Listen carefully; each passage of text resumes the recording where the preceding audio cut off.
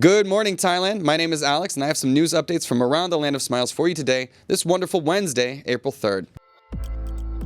This ad is brought to you by Carzuno, the easiest way to lease a brand new car in Thailand. We're going to start with our first story today, and that's that Big Joke is apparently in big trouble as there has been an arrest warrant issued for his ties to online gambling. So, in a significant legal development at the criminal court at Ratchadapsek Road, Thailand, an arrest warrant has been issued for Deputy National Police Chief Surachat Big Joke. This action follows 3 summonses related to charges of money laundering and conspiracy to commit a crime linked to an investigation into the BNK Master gambling website. Despite previous summonses, Big Joke remained unapprehended, leading to the latest court action. Financial investigations connected Big Joke to a case involving 3 police officers and a civilian. Now, amidst these proceedings, Big Joke has sought to clarify his position, arguing for a fair investigation and justice amidst a backdrop of legal challenges and public scrutiny that highlights the complexities of high-profile criminal cases and their impact on law enforcement and judicial integrity in Thailand.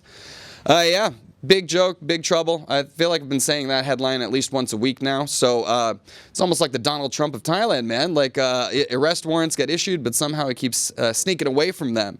Obviously, he's a well-connected guy, high up in the police organization. He was meant to be tapped to be the next police chief. So there are in his defense, what he's saying is that this is a character assassination where they're trying to go after him for political reasons.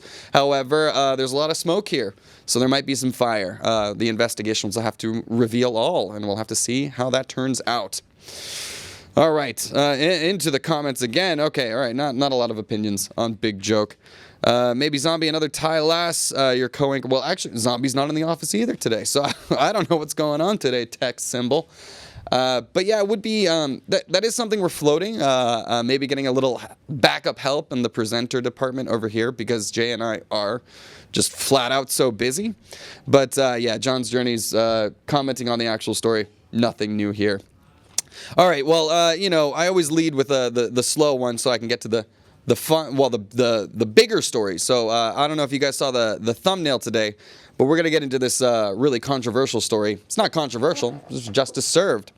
So after nearly 30 years on the lam, a notorious UK criminal returned back home and was arrested at the airport. So after nearly 3 decades on the run, the UK police have apprehended one of the nation's most wanted fugitives, Richard Burrows, at the Heathrow airport, ending a prolonged pursuit for the British pedophile accused of historic sex crimes. The 80-year-old, implicated in a series of child sex attacks ranging from 1969 to 1971, had been eluding capture since failing to appear for his 1997 trial. His charges include 2 serious sexual assaults and 11 accounts of indecent assault, some of which allegedly occurred at a children's home in Cheshire and others in Worcestershire. Burrows, who has previously worked as a scoutmaster, fled to Thailand, where he remained hidden until his recent arrest. Now remanded into police custody, his capture marks a critical milestone in the case, offering potential closure to the victims. The arrest underscores the relentless efforts of the UK law enforcement in collaboration with the National Crime Agency and international partners to bringing fugitives to justice, no matter how long they've managed to avoid capture.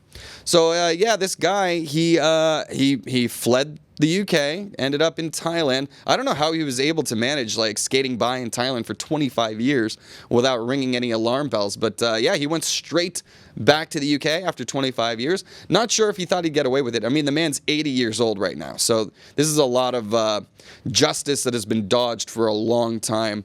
But better late than never, I suppose. And surely he will not be seeing many free days for the rest of his life. Good on the UK police for following up on that case that's almost 25 years old and nabbing him right away as soon as he got to the airport. Yeah, what did you guys think of that one?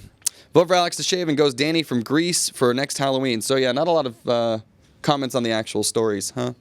But yeah, actually, Mojo, I think I may surprise you with a shave soon, but it will shock you guys, okay? You will not recognize me, and I will be very, I might be a target for that guy. How did he renew his passport? Robert asks. These are all good questions. So this is all still under investigation.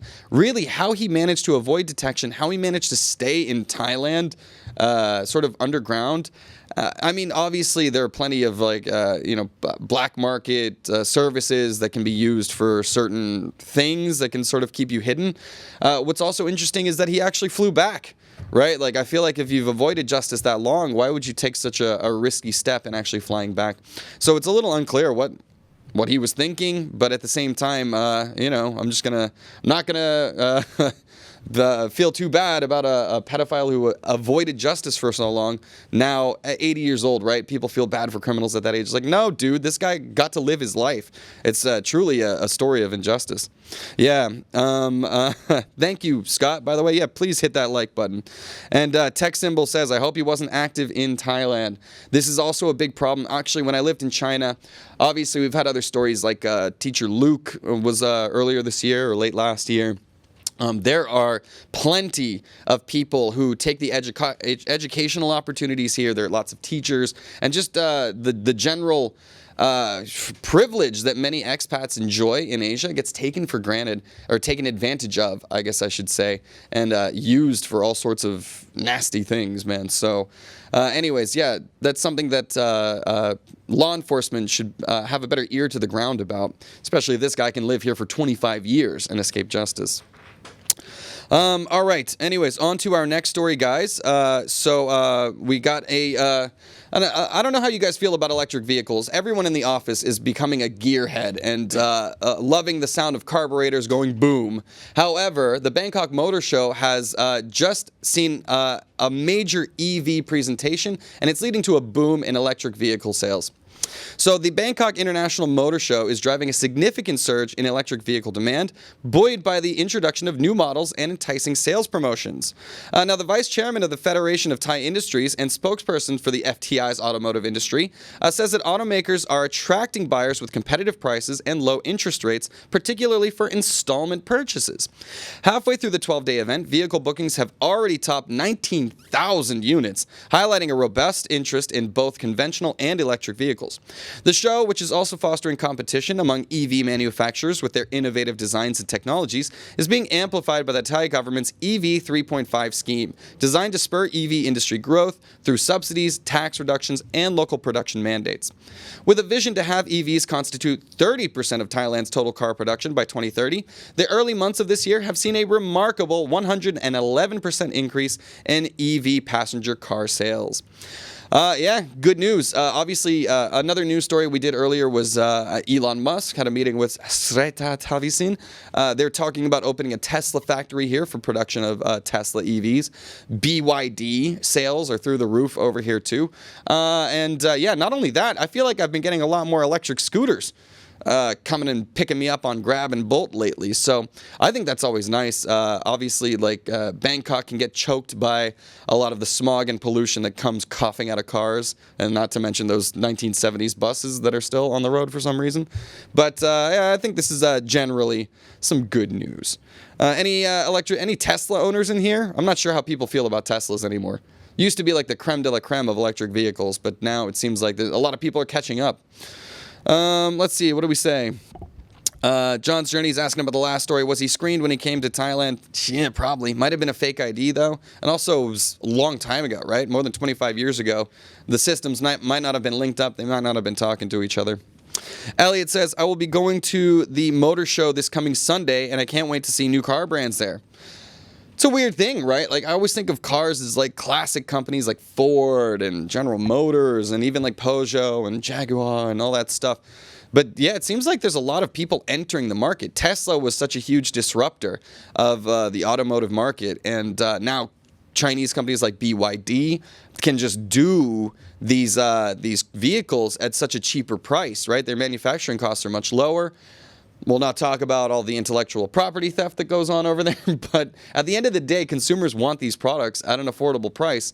And yeah, we do want more people driving electric cars if we care about global warming and blah, blah, blah. So, Elliot, I hope you find something good.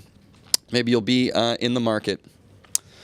All right, let's go on to our next story. So this is a weird one coming out of Pattaya. So a restaurant owner has gone viral for all the wrong reasons because she is beating her employees for being late.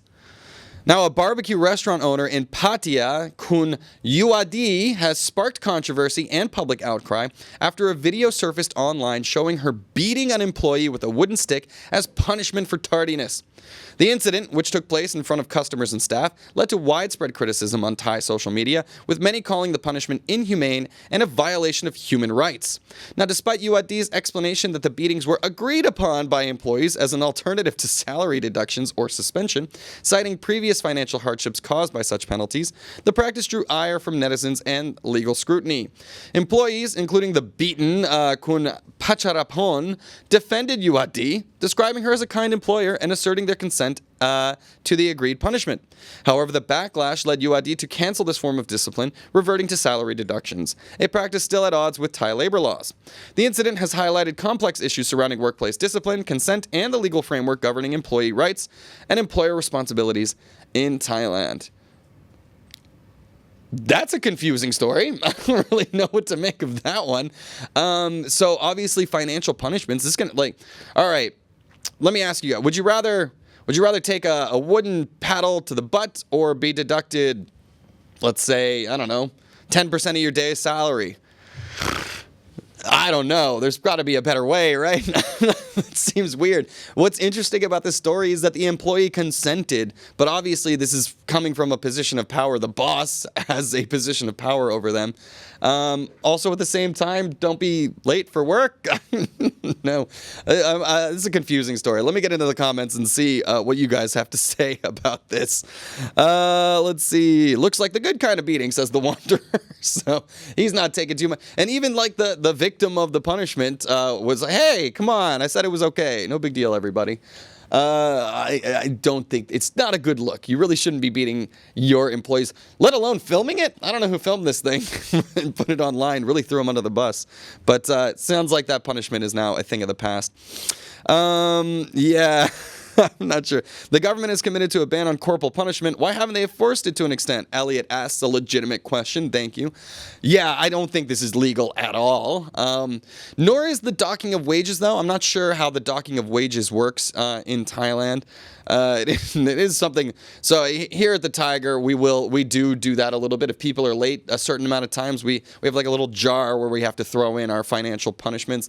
Eventually, that jar is used to like buy donuts or something for the office. So it's sort of like you have to throw into the pool for eventually a reward for the office.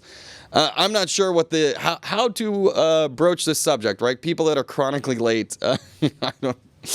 I'll let you guys figure that out. Let's see. Hold on. What was that? It was. I just want a private jet. John's Journey. Me too. All right. Honestly, okay. I got some weird ones for you guys here at the end. Well, hold on. So two stories here at the end. One good news, one a weird one. Now the first one is yes, Songkran season on the way, and Thailand is announcing more free travel between the provinces by reducing tolls or making them outright free. So in a significant move to enhance travel experiences during the Songkran festival, the Thai government has announced toll exemptions on motorway number 7 and motorway number 9 for the duration of the 7-day traditional New Year celebration. Aimed at reducing traffic congestion and facilitating smoother journeys for citizens traveling home, the toll waiver will be effective from the early hours of April 11th until the end of April 17th. This initiative, unveiled by the government spokesperson Kun Karom, reflects the government's commitment to ensure hassle-free transportation during one of Thailand's most cherished holidays. By removing toll charges on key motorways connecting Bangkok to various regions, the government anticipates easing financial burdens and promoting safer, more accessible travel during a period marked by family reunions, cultural festivities, and nationwide water festivities. The decision not only underscores the importance of the Songkran festival in Thai culture, but also highlights the government's proactive approach to managing the anticipated travel surge and enhancing the holiday experience for millions. I don't know what you guys are going to do for Songkran, but I'm going to be here in these mean streets of Thailand splashing away. I'm very excited. Thailand, Bangkok, excuse me. I will escape, I think, to Hua Hin for a little bit of peace and quiet. So this is good news. I'll have to pay less on the toll roads down there. Yeah, what are you guys getting up to for Songkran? Let us know in the comments below. All right. Yeah, okay. Hold on. We got some more. Let's see these comments. Docking pay is one thing. A fine is another. Yeah, I don't know, Mojo. I'm glad I'm not. This is the problem with entrepreneurship and bosses and being responsible for people. You gotta be the bad guy sometimes. And so it's hard to be a bad guy in a good way. What are you going to do? And Aquacel says, if late should clean toilets for a week. Why not, right? Like, yeah, there should be some kind of like hazing, some light hazing, right? Like hazing in American fraternities can be very extreme and terrible. For me, when I was in a fraternity, all I had to do was like clean up after the party or designated drive sometime, right? There's plenty of options for minor punishments that don't involve, a beating. Yeah, so tax pot and no need for toll roads. There you go, Aquacel. This is a big problem with the cannabis industry. They don't tax it. There's just a value-added tax, so that would be a good way to raise some money, I think, too. So I'm with you on that one, Aquacel. And yeah, Mojo, swear jar. Carl J says, yeah, physical abuse cannot be legal. Yeah, I don't think it is. But at the same time, there was consent, too, right? The employee went out and came out and defended her boss. Like, hey, she's a sweetheart. I asked to be hit instead of getting docked pay. Like, imagine if it was the employee's idea. It's like, hey, can you stop taking my money? Just like, I don't know, beat me up. I don't know. I'm gonna leave that one to the local authorities.